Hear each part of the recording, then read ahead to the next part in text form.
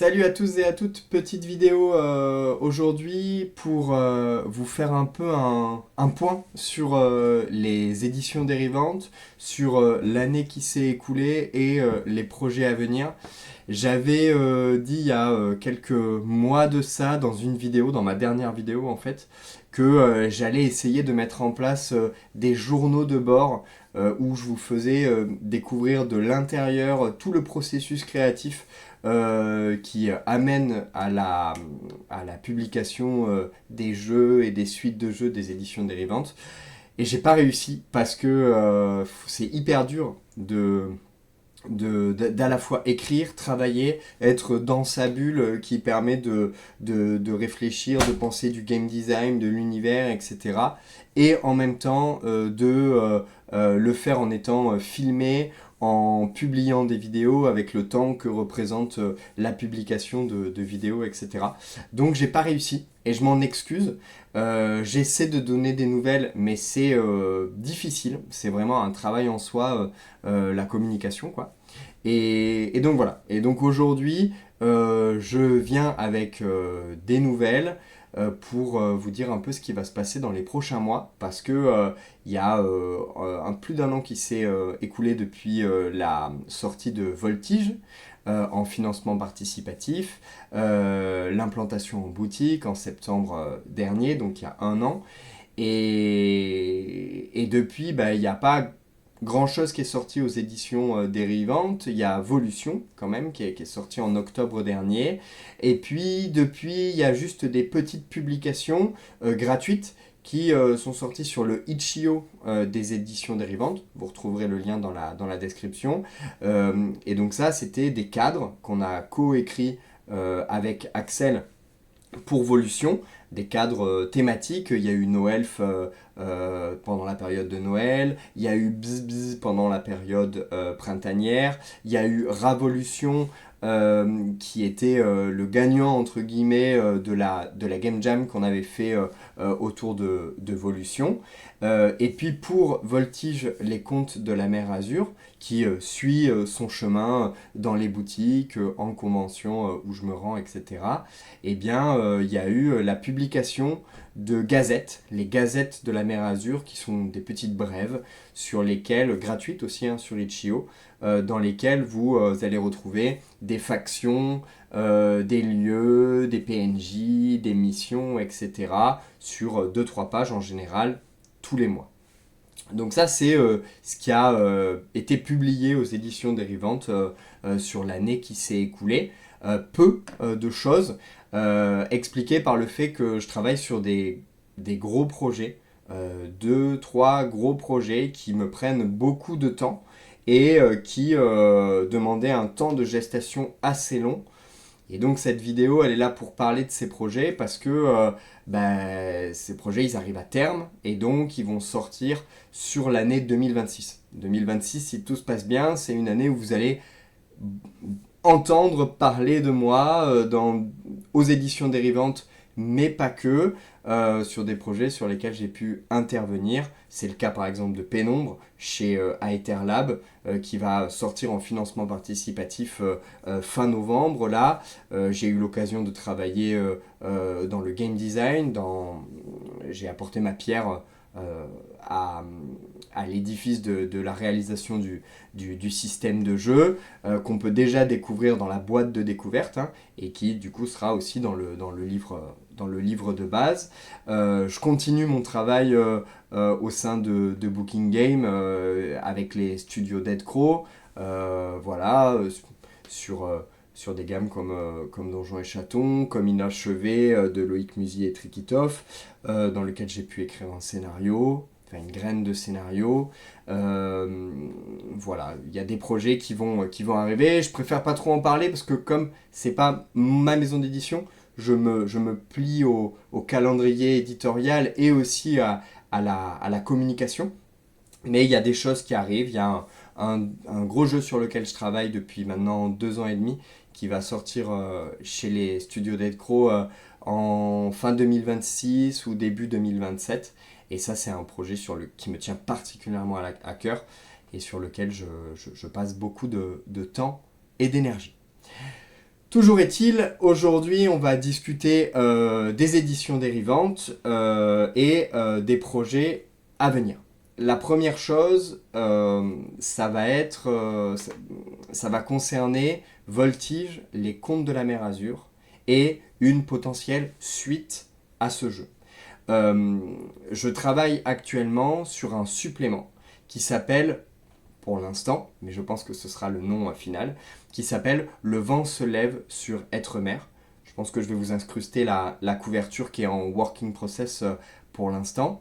Ce supplément, il part d'un constat assez simple, c'est que le jeu plaît, mais le jeu est peut-être un petit peu dur à appréhender de par ses thématiques, la guerre, la voltige, et de par aussi son système de jeu, un PBTA qui est un système de jeu assez exigeant quand même, peu connu ou en tout cas peu didactique. Et partant de ce constat-là, j'ai eu envie de le rendre plus accessible pour servir le jeu, mais aussi pour servir tous les gens qui seraient intéressés par le PBTA. L'idée de Le vent se lève sur Estremer, c'est à la base ça devait être une gazette, comme j'en sors tous les mois, j'essaye. Et en fait, je me suis pris à mon propre jeu, c'est qu'en écrivant ce petit setting, cette petite île, Estremer, dans laquelle il se passe plein de choses, une sorte de drame insulaire, une île perdue au cœur de la mer Azur, qui va être dans laquelle il ne se passe rien depuis très longtemps, depuis une guerre d'indépendance perdue il y a plus de 20 ans. Et puis, ce cadre met en avant l'ombre de guerre qui se rapproche et qui vient toucher Estremer et qui vient faire voler en éclats une sérénité et une beauté sauvage oubliée. Et ben, ce cadre de jeu, qui devait prendre quelques pages au départ, m'a énormément plu. J'ai retrouvé en fait toute la poésie que j'avais aimé écrire quand j'ai sorti Voltige, les Contes de la Mer Azur. Et en fait, plus j'écrivais, plus je me suis dit, non mais il faut en faire quelque chose de plus ambitieux, de plus didactique, de plus pédagogique, etc. Et aujourd'hui, le vent se lève sur Estremer, j'ai envie d'en faire un objet d'initiation. Actuellement, je me questionne sur en faire une boîte d'initiation, comme on peut en trouver actuellement dans le commerce chez d'autres éditeurs. Euh, Soit un livret d'initiation au format de Voltige assez fourni, dans lequel il y a un setting de jeu, des personnages, des règles, les règles de Voltige simplifiées et progressives dans leur découverte, et puis plusieurs aventures prêtes à jouer qui vont prendre par la main le joueur et la meneuse de jeu non initiée, on va dire, et qui vont petit à petit amener à une résolution pour vivre une mini-campagne. Ce, ce, Ce cadre-là, Le vent se lève sur Estremer, j'y travaille actuellement et j'aimerais que ça sorte assez rapidement voilà, pour permettre aux gens de découvrir Voltige et le PBTA. Donc ça, c'est un des projets sur lesquels je travaille et je pense qu'il sortira en financement participatif dans les prochaines semaines, mois, en fonction aussi des réponses de Game On et de comment j'arrive à monter ce financement. Ce sera un financement qui sera assez simple, voilà, puisqu'il sera centré autour d'un objet, cet objet d'initiation à Voltige, et, euh, et voilà, il aura à destination, on pourra acheter la gamme aussi à côté, mais voilà. Et d'ailleurs, j'en profite, je vais faire un sondage sur le Discord des éditions dérivantes, dont le lien est aussi en description, mais vous pouvez aussi me répondre en commentaire de cette vidéo. J'aimerais savoir, pour toutes celles et ceux qui regarderont la vidéo, qu'est-ce que vous préférez entre un gros livret d'initiation ou une boîte d'initiation. On voit apparaître ces objets là, objets boîte, avec vraiment le format boîte où on peut ranger des choses dedans, avec des aides de jeu, des personnages détachés, quoi, des feuilles de personnages prêtes à jouer, des plans, etc. Du coup, c'est quelque chose qui est plus onéreux à produire, donc plus cher en termes de prix public à la fin. Mais voilà, j'aimerais avoir votre avis sur qu'est-ce qui vous plaît et qu'est-ce que vous considérerez comme le plus, le plus logique dans la continuité de la gamme de Voltige. Je ferme ce volet Voltige, les contes de la mer Azur. J'en ouvre un autre, un projet qui m'est un peu tombé dessus ces dernières semaines, que j'ai accepté parce que le projet est très très cool, qui me met un peu dans le rouge en termes de deadline, je ne vais pas vous le cacher. C'est que, un peu comme on a... l'année dernière, on avait été contacté par la Volt, la maison d'édition d'Alain Damasio, pour écrire pour venir animer du jeu de rôle. Je dis on parce que c'est les éditions dérivantes et la CAL, la chaîne Twitch jeu de rôle, Twitch YouTube qui propose du jeu de rôle dans l'univers de Warhammer notamment, etc. Et c'est des copains en fait, c'est devenu vraiment des super copains. Et on avait été contacté par la Volt pour venir animer du jeu de rôle pendant les 20 ans. Et avec Axel Eloi, co-auteur sur Volution, on avait décidé d'écrire ce jeu, voilà, d'écrire Volution inspiré de la zone du dehors d'Alain Damasio. Eh bien, ça s'est reproduit, cette opportunité s'est reproduite, puisque à Lyon, puisque c'est un peu le lieu, le QG de la cale, à Lyon, il y a un collectif qui s'appelle le collectif Blast, qui est un collectif de street artistes, de plasticiens, de muralistes, de scénographes. J'apprends plein de champs de compétences dans le milieu artistique, spectacle, etc. Qui ouvre le 31 janvier 2026 un tiers-lieu, un espace d'exposition immersif dans lequel il va y avoir tout un tas d'activités et notamment il y avait la volonté de leur part qui est du jeu. Ils avaient été très séduits par la proposition de Volution. Le thème de leur exposition c'est la piraterie à travers les siècles, les époques, les univers.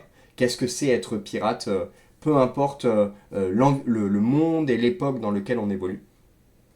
Et donc, ils nous ont commandé, entre guillemets, une animation pour le jour J, le jour du vernissage, venir faire jouer du jeu.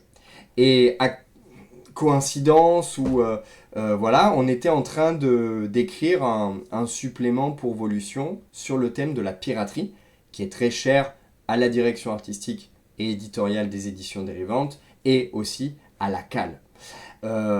Pour nous, ça a sonné comme une évidence d'écrire un espèce de 1.5 de Volution, voire même un jeu complètement indépendant à Volution, mais qui s'en inspire dans, non pas dans ses mécaniques, mais dans sa fibre un peu insurrectionnelle, engagée, quoi. Et donc, pour le 31 janvier, pour l'exposition Blast, on est en train, en partenariat avec le collectif de la Volt, donc c'est vraiment une coécriture à trois têtes et demie sur les mécaniques, l'univers, l'ADA, la maquette, etc. On est en train d'écrire un jeu de pirates qui va se passer sur différents settings. Un setting plutôt historique, un setting plutôt cyberpunk et un setting plutôt space pirate. Je vous en dis pas trop pour l'instant parce qu'on est en train de travailler dessus, on est en train de tisser le fil rouge narratif, etc.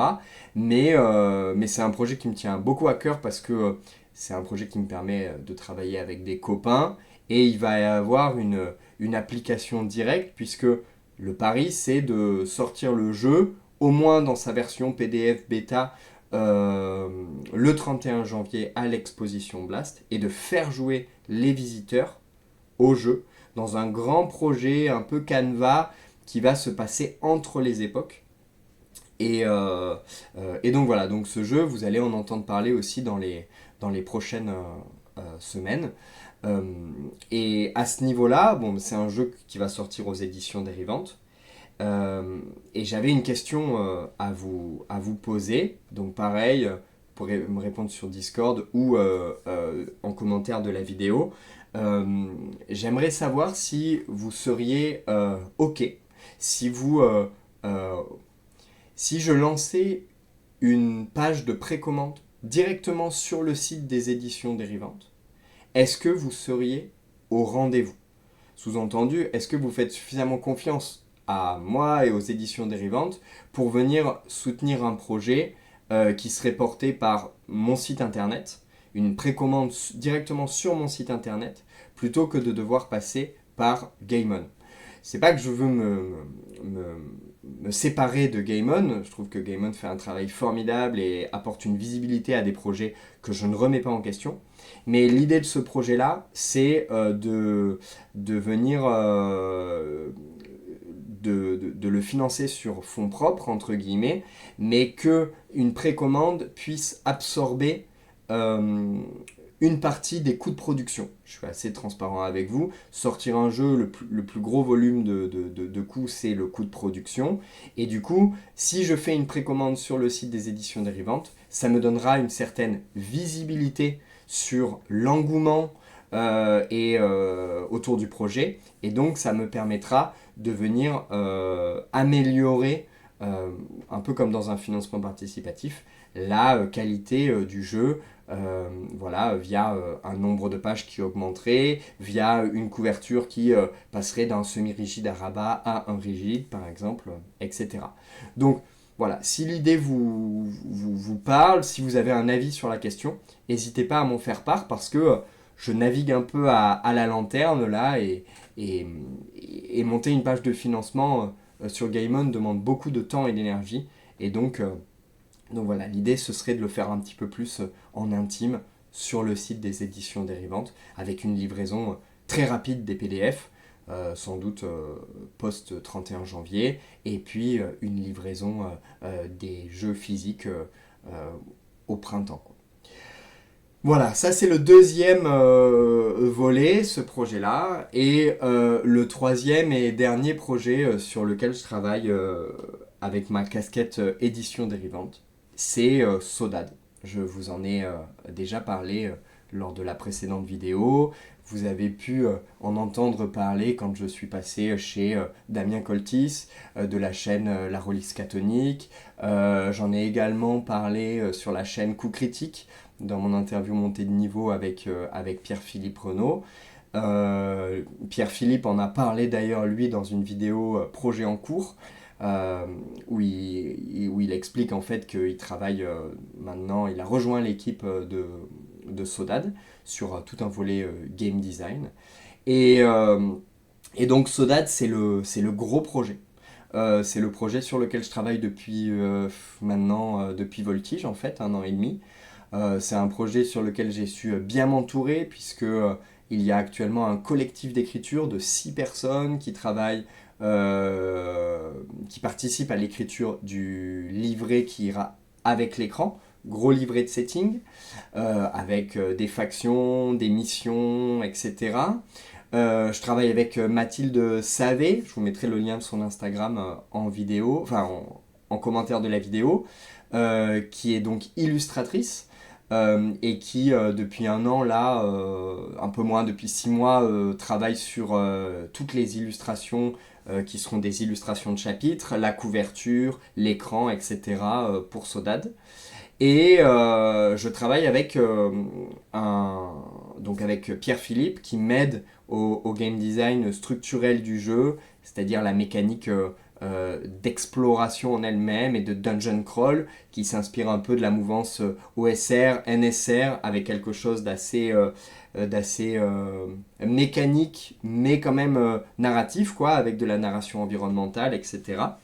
Et je travaille avec Mathieu Tondu, aka Akeretos sur Discord, qui depuis plus d'1 an m'accompagne à toute l'écriture du world building, me conseille aussi sur le game design parce qu'il a une grosse fibre plongée. Et donc c'est vraiment ce que j'ai envie de, de transmettre et de faire ressentir, c'est l'ambiance de jouer une palanquée de plongeurs dans une exploration sous-marine. Et donc, ils m'aident beaucoup au point qu'aujourd'hui, c'est un véritable co-auteur sur Sodade, quoi.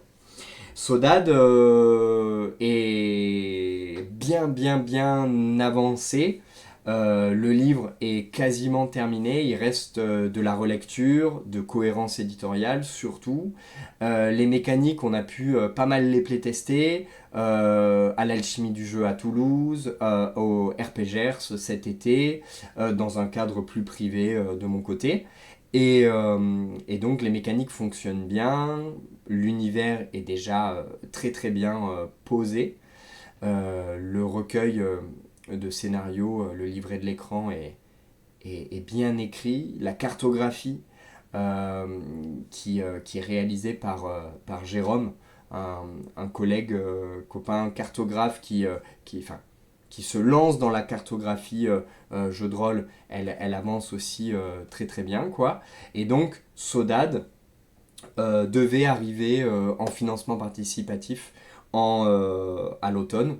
Donc là, maintenant, on aurait dû être en financement participatif et on ne l'est pas. Pourquoi Euh, Pour plein de raisons. La première, c'est que les couvertures, l'écran étaient pas prêtes. Donc c'était compliqué pour moi de lancer un financement sans avoir les visuels 3D des livres, comme vous pouvez le voir dans les financements. Et puis, plus humainement, plus de mon côté, j'étais trop fatigué à la sortie de l'été pour encaisser un financement participatif, qui est très lourd en fait, d'un point de vue humain, toutes les interviews, les actual plays, les news, etc.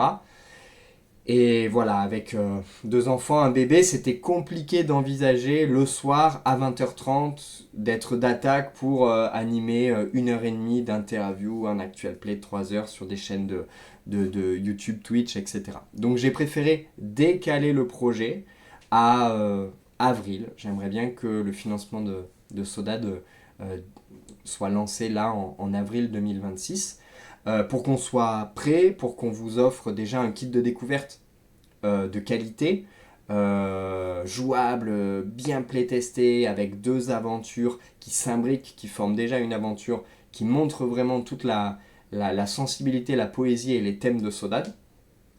Et que j'ai eu le temps de faire des démos sur le Discord des éditions dérivantes qui vont démarrer là dans les... J'aimerais les lancer avant Noël, quoi. Et donc voilà, et donc Sodade va arriver en financement participatif. Tous les devis sont ouverts, donc ce sera une gamme assez ramassée au début, parce que j'aimerais que ce soit un jeu qui, si ça vous plaît, qui puisse être faire l'objet de suppléments pour étendre un petit peu l'univers. Pour vous en parler un peu plus, donc il y aura un livre de base qui contiendra tout pour jouer, comme c'est le cas dans tous mes jeux. Il y aura une partie univers, une partie création de personnages, une partie création de cadres aussi, pour que vous puissiez créer votre tour à explorer, et puis des aventures jouables, au moins deux dans le format initial, et puis peut-être plus si on arrive à débloquer des choses dans la campagne de financement participatif. Un écran et son livret. Le livret étant enrichi, va être aussi enrichi au fil de la campagne, avec un cadre de jeu qui prendra pour localisation Marseille, avec la tour de Marseille. Et, euh, et puis des petites add-ons à côté qui ne seront peut-être pas nécessaires au jeu, mais qui viendra enrichir l'expérience de jeu, à savoir des cartes de capacité, et des personnages pré-tirés qui formeront comme des bundles, un peu ce qu'on appelle des palanqués dans le jeu, donc des groupes de personnages qui auront été game designés et vraiment dans l'idée d'une équipe qui roule, hyper polyvalente, hyper compétente, dont les historiques s'imbriquent bien et tout, pour qu'on ait voilà, une expérience de jeu un peu à la, à la Avengers, quoi. Voilà, il y a une équipe, elle est faite pour fonctionner ensemble et on a plaisir à les jouer et à découvrir Sodade à travers leurs yeux. illustré par Mathilde en plus, donc des illustrations fantastiques, quoi. Et voilà, Sodade arrive avec beaucoup de stress de mon côté parce que beaucoup de travail, des thèmes qui correspondent à la sensibilité des éditions dérivantes, un jeu post-apo, hein, de facto, le monde d'avant s'est effondré, si ce n'est que bah, c'est tant mieux en fait, parce que même si le monde actuel, le monde de la crue, est peut-être plus dur sur certains aspects, les gens qui ont choisi de rester, les survivants qu'on incarne, eh ben, ils ont décidé, ils se sont retroussés les manches et ils ont décidé de créer des sociétés eh ben, plus résilientes, plus solidaires, plus low-tech, plus éco-responsable, qui coexiste mieux avec cette nouvelle forme de vivant qui a été amenée par la crue, quoi. Et donc c'est vraiment un jeu post-apo assez solaire et poétique que je vais vous proposer dans Sodade. L'idée n'est pas de plonger pour aller récupérer des armes, des munitions, des boîtes de conserve, comme on le fait dans beaucoup de post-apo. Là, l'idée, c'est de plonger pour aller récupérer des souvenirs qui nous appartiennent, des souvenirs qui appartiennent à nos voisins, ou des souvenirs tout simplement du monde d'avant, pour essayer de comprendre l'origine de la crue, essayer de comprendre quelles sont ces tours, ces gigantesques tours qui servent aujourd'hui de refuge à l'humanité, qui les a construits, qui sont les fondateurs, pourquoi les tours sont peut-être connectées entre elles, et comment elles fonctionnent. Donc voilà, aller chercher aussi des réponses sur le monde d'avant, mais essayer de se trouver soi et de comprendre toutes les étrangetés de la crue que les scaphandriers vont rencontrer à travers des reflets, à travers des souvenirs dilués dans l'eau, etc. Et ce jeu, il vient embrasser plein de thèmes que j'aime, des thèmes très environnementaux, de survie, de coopération, d'introspection, etc. Mais aussi des thèmes de game design assez forts, puisque on va avoir un système de jeu qui va être assez simple, centré sur une colonne d'eau. La colonne d'eau, ça va être des dés donc des 6, des 8, des 10, des 12 qui seront les mêmes, qui seront au centre de la feuille de la table de jeu. Et en fonction de la difficulté de l'action et en fonction de la profondeur dans laquelle on évolue, le dé et la taille du dé sera incrémentée et on devra lancer ce dé-là et faire ce qu'on appelle un roll under, c'est-à-dire faire égal ou moins que ses caractéristiques pour pouvoir réussir. Et donc toute la gestion, ça va être de fiabiliser ses actions, d'utiliser ses capacités au bon moment pour pouvoir réduire la taille du dé ou pour pouvoir s'apporter mutuellement des avantages, lancer 2 dés, garder le meilleur, etc.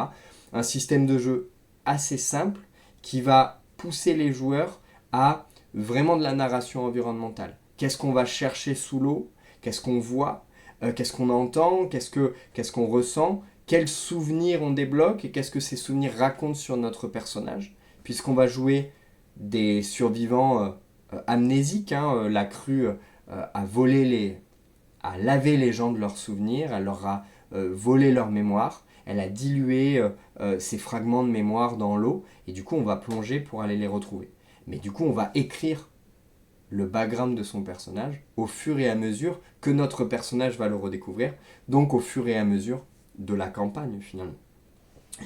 Voilà, donc Sodade, un jeu qu'il me tarde de vous présenter, et étant tout seul un peu aux manettes, j'ai du mal à faire des news régulières sur le projet, mais sachez que tout ça avance et que ça va pas tarder à arriver, d'abord dans un cadre assez intime, le Discord des éditions dérivantes. Donc je vous invite vraiment à le rejoindre si ce n'est pas déjà fait, parce que quand il va commencer à y avoir des news, il y en aura et on pourra en discuter tous ensemble. Et puis dans un second temps, sur les autres réseaux sociaux, pour vous tenir au courant de la sortie du projet, etc. Voilà les 3 gros projets sur lesquels les éditions dérivantes travaillent. Ça fait vraiment plaisir de voir que Au fur et à mesure des années, les projets s'enchaînent et ne se ressemblent pas, ça devient des projets chorales parce que de plus en plus de personnes viennent apporter un peu leur touche, leur nuance sur un univers que j'ai sorti de ma tête, quoi.